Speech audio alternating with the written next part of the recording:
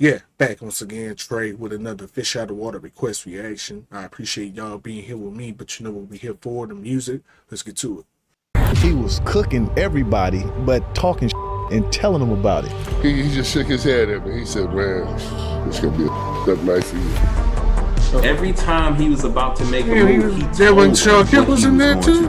Turn around, little piece of Don't ever put no white dude on me because that is disrespectful. He never stopped talking trash. Never. Right. Like our coach would call timeout and we're going to do this. And like we walk on the court and Bird just looks at me and goes, no, give me the ball right there. There's a story going around where Casey Jones was drawing up a play and you guys were all in the huddle and I guess he was having a hard time saying it. Larry told him, hey, give me the ball and the rest of you guys get the hell out the way. You know, we're trying to exploit a matchup. McHale's having an amazing game against Milwaukee. I remember in Milwaukee, so we're running a post up for him against Marcus Johnson. Kevin was the one that had the hot hand. But as we all know, Larry's the man, and that's Larry's team. But KC was torn between drawing up something for Kevin because he had the hot hand and not offending Larry. So he's very upset with that, so I diagrammed the play. He says, heck with the play, Case. Why don't you just give me the ball and tell everybody to get out of the way? Give me the ball and tell all the rest of the guys to get out of the way. I said, shut up, Larry. I'm the coach here. So I set a cross screen for McHale. Comes So in it's the post, same one come from off down part one. screen, and I look up and I go, he ain't passing the ball. He's just holding the ball, like looking at McHale in the post like this, and then boom, just shoots the three and makes it. And from that time, I learned to run Larry's play, not the coach's play. So Larry just took the F over. And that was the end of the X and O's. Larry knew me since I was a sophomore because we would go up there. It's not illegal to go up and be at a camp in Marshville, in Boston, and you work in a camp, but really you're there to play against those nighttime games. So Larry knew who I was. And I get in, Chuck Daly has me starting one time, and Larry looks around and goes, "What's up, Sal?" I said, "No." He goes, "You on me?" I said, "Yeah, I got size on you right now. I've been watching every movie." He goes, "Y'all not double teaming?" And he's looking around. I go, "Nah, it's just me, fella." He goes, "Mouse in the house, mouse in the house." And they change the play and he catches the ball, he does this, and he shoots it. He says, "Sal, you better ask for a double team, bro." I got 2 quick fouls because I'm smart like that. And he hated Bill Laimbeer. So when you got a guy that hates somebody, he's playing for entirely different reasons. I mean, everybody's seen the footage. Our back line at one time, it was Kelly Tripucka, Bill Laimbeer, Kim Benson. 3 white dudes. 2 of them I ain't ever heard of. Okay. All right, we walk out on the court, and he said, "Cheesy, who guard me?" And I was like, I got Kelly, I got Lamb, I got Benson. He's like, "You ain't got no brothers?" Like you disrespecting me. That's what he said. Straight up. That's exactly what he said. He said, "Hey man, you can't put no white dude on me." I did this rapping for your ass. Straight disrespect. Right? So check this out. So the next year we come back, I said, "I got somebody for your ass," right? Yeah. He said, "Who you got?" I said, "Robin." He said, "Okay." He's a little better. But don't ever put no white dude on me. He's a little better. That is disrespectful. But you know what, though? I know he walked out on the court one time, somebody said, "Man, get this white boy on me. He can't guard me." And Larry served him. All the what I'm saying? time. So I'm pretty sure he heard that before, too. Trash talk coaches taking the ball out of bounds in front of their bench so the whole bench can hear him. Right. And go like, "Hubie, this all you got for me tonight? Like, you got no one else that can guard me? This is getting ridiculous," And then Hubie would put in, like Johnny Newman would be running in the game. He goes, "Wait, are you serious? That's the guy you're putting on me?" Hey, what you doing out here? You gotta call somebody else. I even heard him tell the coach, "Hey, look, coach, you better get somebody else out here to grab me because I'm killing this guy." Or he'd say, "Danny, give me the ball," or "DJ, give me the ball. I got this guy in the torture chamber down here." Why the guy was standing right there listening to him say it. We was playing Boston Celtics, so the great Larry Bird. I'm from Indiana, Larry's from Indiana. I knew about the history of Larry, but I didn't realize how he really got down. Another time that was where we was playing him here like 42. No, I was y'all. going to say, you reminded me of a story when I was talking about Bird apparently was playing one and just torching him one night. I think he had 35, and as he's shooting the ball, He told Sean Kemp that I'm the best half player to ever come from Indiana and shot a 3-pointer in his face. I'm the greatest player ever out of Indiana. He says that right as he's shooting, and of course the shot goes in. All that, we was like, Larry Legend is at it again. That's true. It is very true, man. Larry, hey, man, first of all, we got to Boston that night. I knew something wasn't right. I saw an X-Man. He was limping around the court a little bit like he was sore. Xavier McDaniel. I figured he'd be all right. I go to the game on the early bus. I get there. They say, hey, Sean, you starting tonight against Larry. I'm all for it, So I looked in the mirror. I'm like, well, shit, man, I'm about to get this motherfucker fits out here tonight. So before the game, I was over there rubbing my hands, looking at him like, I'm about to get your ass. I was the young guy that kind of came up through the history of Indiana and kind of broke a lot of Larry Bird's records. So Larry kind of had already But unfortunately, there was an article that came out in the paper, USA Today, and it said that Larry didn't have it anymore. So he came out that night. You think you broke some of his records? Yeah. A person like him and a Michael Jordan? No. I don't want you to think you kind of better than me. Like, you're not kind of. You're not even kind of better than me. Before the game, he told me, he was like, he just shook his head at me. He said, man, it's going to be a up night for you. So what did he put up? He gave me 50 3/4. Oh my. He was hitting everything. And he talked to me the whole entire game. What did he say? Well, first of all, he asked me to jump ball. He said, you the cat that broke all my records in high school, right? And I was like, yeah. See, that's the problem with people like that. That's the problem with people like that who say what they mean and mean what they say. Like, he's been thinking about you, every record you broke. He wasn't even paying attention to the competition that's on the court that year. The year he knew you was coming in, he was paying attention to you. And he had you in the scope the whole time. Long range sniper. Long range sniper. He said, I got tonight. So every shot he was calling, at the defensive end, he would tell me, he'd be like, I'm going to pump face you, get a hand warm on you, look at you, play. He was actually calling out bank shots. He would say, next time, bank shot left side, I'm going to pump fake you. Your dumb ass going to go for it. He would tell you that, and it happened. I said, first of all, I'm going to be so close to you. If you shoot the ball next time, I'm going to try to rip your arm off. Being from the streets, man, I was to the point of like, look, I'm going to foul him so hard that he's basically going to take his will. He started shooting the ball with his left hand, man. I was trying to foul his right arm. He was shooting with his left hand. A quick pump fake, dog, and he go for that and hit. Got you. Man, come on, man. Making it off on me, looking at me, still slapping me on my butt and everything. Man. What'd you do? Man, I had to foul out, but I was on his ass. I can tell y'all this, man. And then Larry, he actually invited me to his house that summer after the game, man. He told me, he said, that's the best defense I've seen so far, the best effort. It's like, he was like, I've had nobody play defense that hard on me. I love it. He go, I appreciate you playing out here. Then he was like, You still compete. 50 and 3/4, but that was the best effort I've seen in a long time. You come to the house and shoot the ball, and I'll show you how to shoot the ball, young fella. Larry Legend. Shut up. No, Larry's probably the best trash talker. And you know the best thing about Larry now? He's so buttoned down now. He's just like, I didn't do that. Man, that guy lies. He was the best trash talker. And he denies everything. Larry Bird was the biggest talker in the league back in the day.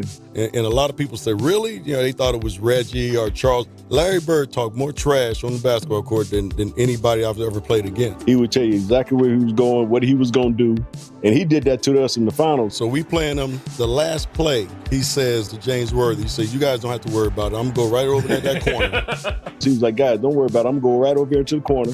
I'm going to catch the ball. I'm going to shoot it. And there's shit y'all can do about it. But I know about that one. I think it was either Danny or DJ. The late, great DJ. Yeah. You DJ coming down, right, with the ball. Oh, DJ. That same So pass it to Larry. He's in that corner. So now you just view for him at this point. Close Larry Bird out. So as Made I'm a part running out to Larry Bird, with two new he's stories. talking trash to me. I don't know why you running out here. Who says that in the middle of the game? He said, I'm gonna wait till you get one step away from me and I'm gonna shoot it right in your face. So I got one step away.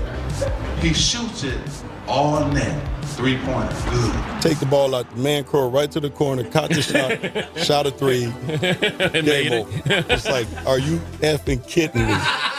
And he turned to me and said, you did all that running for nothing. And it was great trash talking because it wasn't vulgar. I mean, he wasn't pounding his chest. You can just be standing next to him. I would jump out and try to block a shot on rotation, and he'd say, Scott. You jump high, but you don't jump that high. You can't get this. He hit you with, Scott, You're a little too late. Scott, you're not getting that. Why are you even jumping? Why are you running out of it? But it was all game. He'd say something like, don't do that. Yeah, don't do that. Yeah, I mean, he talked the whole game. He could be red hot or ice cold. He never stopped talking trash. Ever. Ever. I was guarding in my rookie year. He looked at me and he goes, "You can't stop me." And I looked at him and I said, "Gosh, boy, you're so confident." He was confident. You're a rookie. You don't know anything. He proceeded to score like 10 straight points up. Coach took me out the game. He walks by and he's laughing. Brad Doherty told me this story. Larry Bird catches the ball in the deep corner and he steps back for a three. And before he takes the three, he's like, oh, wow, he's going for the win. He's not going for the tie. Larry Bird catches the ball in the corner. I take off running out of Larry Bird. And right when he's getting ready to shoot, I jump. And he head fakes him. And as I go by, he tells me, he says, "Fly, bird." Now it's 3-2. He hits him on the butt with the ball. And then he shoots it at the buzzer. And I go right by him. He shoots the ball. It's nothing but nylon. And the confidence that hit him on the butt as he flew by him trying to block a shot. He would do a head fake. Or I he never would heard. That's a new do one right this, there. And the guy would turn, and he would just fake the crap out of guys. He was playing chess and everybody else was playing checkers. He was 3 moves ahead of everybody else. And you never knew what he was going to do, but you knew it was going to be something special. Bird didn't talk trash to you. Oh, my God. Bird talked trash to everybody. I wasn't around long because he was hurt when I was playing that first year or second year. But I just remember one quick thing. We were playing against him, and I think I stole the ball from him. And I just remember him turning around saying, "You little piece of And I was like, that, to me, that was Larry Bird. And I was so happy because I'm like, that Larry Bird told me you're a little piece of You know what I'm saying? Like, when we were playing Phoenix Suns, I think Cotton Fitzsimmons was their head coach. And they had a pretty good player, white dude named Tom Chambers. Their main man was Tom Chambers, and Chambers was guarding Larry. And Larry caught the ball in front of the bench and like just turned around and just had a full-on conversation with Cotton Fitzsimmons and their coaching staff. Y'all really gonna try to disrespect me like this? Y'all gonna put this white dude on me and think that he could guard me? And they came back and told Chambers, "I know you guarding me, and I want you to know something. There's only one man that can guard me, and that's God." Now think about that for a second. Think about the confidence and the arrogance it takes to make that statement. And then just turned around and just shot a jumper in his face and just went down court, shaking his head. But like, it was just commonplace, but he definitely felt insulted if you tried to put a white dude on him. I always tell the story about Larry Bird. I remember him, he was cursing under his breath. And I asked him, I said, "Larry, what's going on with you?" He says, "You guys are being disrespectful to me." And I says, "What are you talking about?" He says, "You guys are putting a white guy on me." That's disrespectful. I just started laughing. I had no comeback when he says, "It's disrespectful when y'all put a white guy on me." Larry said, "I'm insulted that they would put a sorry dude like you on me." He said, "No, I don't even want to play no more." He would drop the ball and take a turnover. And I'm looking at this guy like, he's nuts, The story goes that when he played against Denver, they had a guy named John Hansley, a white guy, a really good defender. I feel like 3 new stories They on put him this. on Larry, and 3. Larry was weighing his You ass gotta out. check And this Larry down. would run by the bench and tell Doug Moe, who was the coach, get him off me. That's disrespectful. Put a black guy on me. Because when he played back in the day, that's all he played against was brothers. So he was like, I had to torch his ass so they understand. And Larry got on the roll, started shooting the ball. Every shot was going in. Right? He runs by Frank Layden, who's the funniest guy in the league. And Frank is coaching, and Larry says, you made this video harder. "Hey, Frank, don't you have harder anybody for you to that can make. guard me?" He goes, "So nobody out here can." Frank looked out of the bed and goes, "No." Was the originator of getting in your face and talking trash. And then you sit there and you go, "This guy up in my face talking noise. He ain't that fast, he's slow." But he knew how to aggravate you, agitate you enough to get you out of your game. They used to talk so much trash, man. So I remember we playing them in the elimination game in Joe Louis Arena. And, end of the game, they up like 8 or 9. They done won the series. And you're going to try to take that last shot, right? Said, "I hope you make this last shot because it's your last one of the season." While I'm in the air. Bam, clang, I missed it. But they used to talk so much trash. And he's Larry Bird. People were here to see him play. I remember kept telling a referee, "Stop blowing your whistle." They didn't come to see you. They came to see us. And I had to go like, What did he just say? Did he just say, stop blowing your whistle? If I'd have said that, that would have, I'm out. But when I say that he cussed his ref out, saying ain't nobody come to see your punk ass, stop blowing the damn whistle. I'm like, what? We're playing a game down in Atlanta, and this is how long ago this was, because Atlanta was a good team. And we are getting hammered. We were just getting killed. We're down 25 at the half, and they're all trash talking, and fans are throwing stuff at us, and they're going, we're going to kill you, Celtic, Bird, McHale, Parrish, DJ. You guys are all frauds. What are you talking about? So we come in at halftime. We're just sulking in there with tails between our legs. We walk in. We're sitting in the locker room, and Casey Jones, our fantastic coach, he walks in. He looks at us, looks at his watch, doesn't say a word, walks over to the cooler, pulls out a beer. Pops the beer, goes and sit down, pounds down the beer, just sitting there. Looks at us, goes over to the cooler and gets a second beer. Pops the beer, pounded it down, doesn't say a word. Looks at his watch, looks around at us, goes and gets a third beer, does the same thing, and then he gets up, looks at his watch for the final time, and he says, let's go. So we go out there and we're warming up to start the third quarter. And you watch an NBA game, nobody wants to ever take the ball out of bounds because they know they're never going to get it back. Larry Bird always took the ball out of bounds. He's going to take the ball out of bounds, and that referee comes, and the referee hands the ball to Larry to start the third. We're down 25. Larry takes the ball and pushes it back into the midsection of the referee so that he can't get away. The referee is like startled, staggered. What's going on here? We're all right there, right in front of the Celtic bench. And Larry looks right into the soul, right through the eyes of that referee. And he says to him, we're not going to quit. You make sure you don't quit either.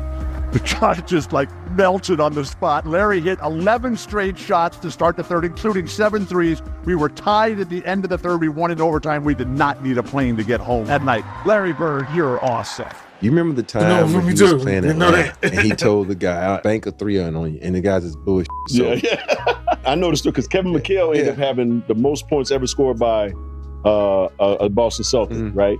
And Larry told him he should have got 60 because he broke it against Atlanta like 2 or 3 days later. Yeah. That was a tough night, man. But nobody was guarding Bird, were they? Well, we were trying. You were trying to. No, but when a guy is literally coming up the court, calling his shots. It's in that game, we're on the free throw line, and he literally says, it's off the glass, who's next, where you want this one from?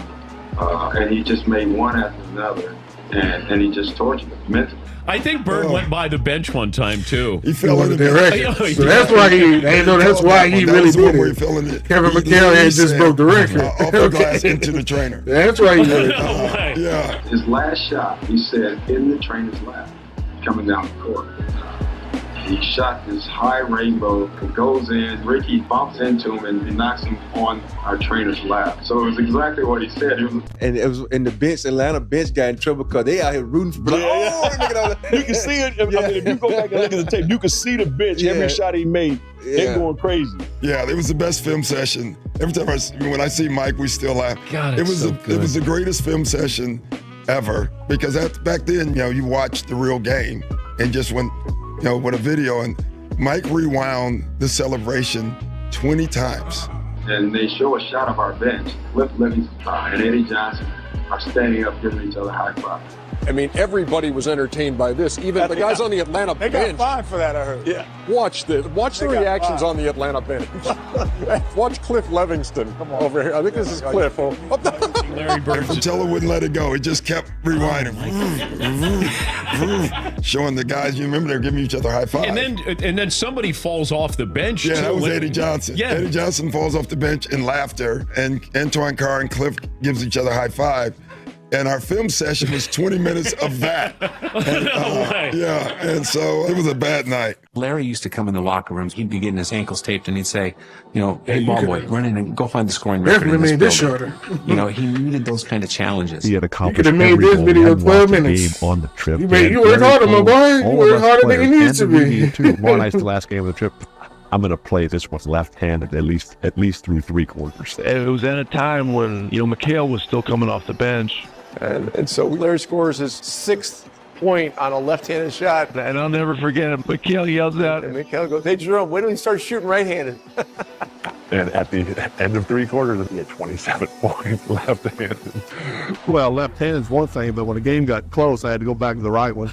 He could hold all these things in his head during a game. So he'd have a shooting drill at the old Boston Garden. 4:30 in the afternoon. I was an early guy. I'd set up early. The garden would be dark. Late in the afternoon by himself, dark garden, come out with an equipment guy and just do the perimeter, shoot for half hours. All you heard was swishing. If he missed a shot during that thing, he'd say that the Bull Gang set up something wrong with the rim. Otherwise that would have gone in. I'd get there early, plug in my Stone Age computer right next to the bench. He'd come over, he called me Scoop, said, Scoop, what are you working on? I'm like, I'm doing an early story. Then I'd say, well, I'm doing an early edition newspaper story about your free throw streak. You were approximating the NBA record for consecutive free throws, so don't miss one tonight or I'll look bad in the paper. Sure enough, first half, he goes to the line for 2, and the foul line is lined up right where we're sitting if he looks over. He's at the line. He makes the first. He looks over and winks at me. He looks over and winks at me before he makes the second. I mean, guys don't do that today. And he would... Always thinking about these things. It's like paying off a bet in the middle of a game. He was doing 2 things at once. You know I'm going to get to that story. My favorite story of all time. My Rick Mahorn moment in Hartford. Because it was so crazy. I was sitting there and Rick Mahorn, he's at the game. And we play a game every year, one game in Hartford. So we're I never heard. There's another new one. Rick comes out in the halftime. The mayor of Hartford comes out, brings Rick Mahorn's mom out. And the mayor's talking about Rick and Rick's mom. And the bastard just says, all of a sudden, he says, Ricky. Finally, the mayor just leans back and goes, Rick. Kiss your mama. He said, kiss your mama, Ricky. Kiss your mama, Rick. Kiss your mama. And for the rest of the night, that's all we were saying. Hey, look. Mahorn, kiss your mama. But Brad, I'm gonna tell you something. It's funny. That's when Larry Bird. I think we're in a car together. I'm posting him up. And he's laughing, and he was telling me something. He's like, Ricky, kiss your mama. Kiss your mama, Ricky. Because you started that kiss your mama. And, hey, they were booing me in Hartford. I'm like, well, I'm from here. Born and raised in Hartford, Weaver High. And why the hell they booing my black ass? We're playing the Celtics, but I'm from here. They booing my black ass, and it's in the newspaper. Rick Mahorn, a villain. I'm sitting there going like, I'm from here. This is why you talking about me. And I'm like, damn. As soon as that shit started, I said, man, I hate Boston. I couldn't stand Boston. Still don't like Boston. Who is? Yeah. Fast. They booing my black ass, and it's in the newspaper. Rick Mahorn, a villain. I'm sitting there going like, I'm from here. This is why you talking about me. And I'm like, damn. As soon as that shit started, I said, man, I hate Boston. I couldn't stand Boston. Still don't like Boston.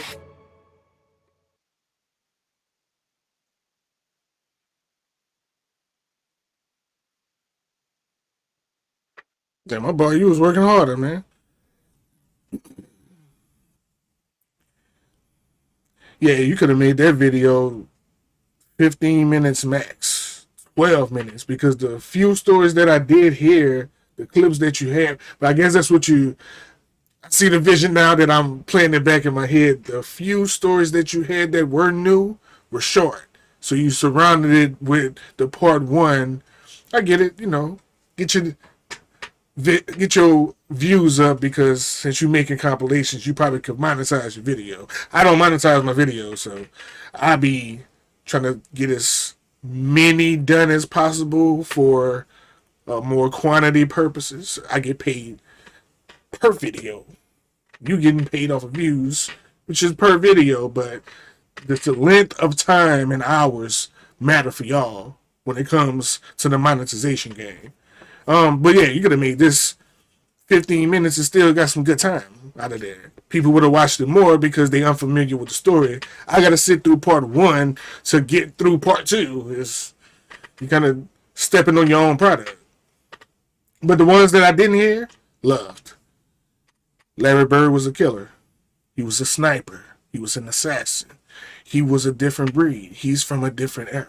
This is why my 38-year-old ass and the people that are older than me brag about our era the most because we had the most action-packed, the most intense, the most meaningful era in sports. Now, it's more profit. It's more about profit and branding and how much things you can sell on commercial.